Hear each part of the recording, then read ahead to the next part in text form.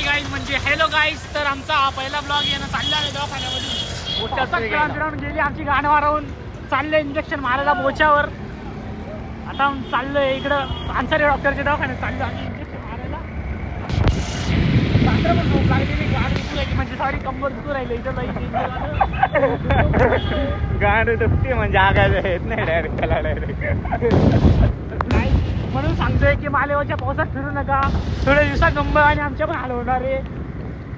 तर आम्ही आत्ताच मुंबईला येऊन गेलो होतो.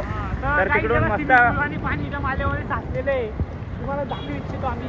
तिथे लग्न म्हणतात जेवण नाही जेवायला नको रे. तर आम्ही फायनली इकडे आम्ही दवाखान्यात पोहोचलोय. हा काही जाता हा इथे. तर फायनली भाऊ आलोय दवाखान्यात. तर भाऊ मस्त खुर्ची घेऊन बसला.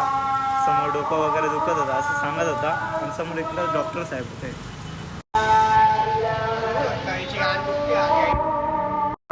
तर तो जीभ दाखवत होता की बा त्याच्या तोंडात कोणी शमन दिलाय का काय.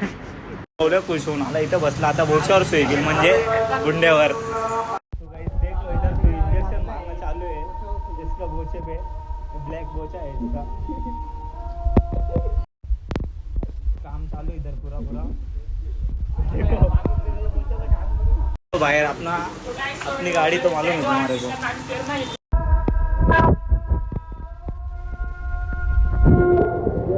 गाईस पाहू शकता माझा कपडा घाललाय. चष्मा पण याचा आहे. पॅन्ट माझी, गाडी पण कपडा पण माझा, गाडी पण याची. फक्त दुसऱ्याच आहे. बाकी पुरा आमचं घालून फिरते. फायनली आम्ही घरी जायला निघालो. तर आता घरी जाऊन मस्त नाही का नोबिता मस्त गोळ्या वगैरे घेईल पिरियड्स बंद होण्याच्या.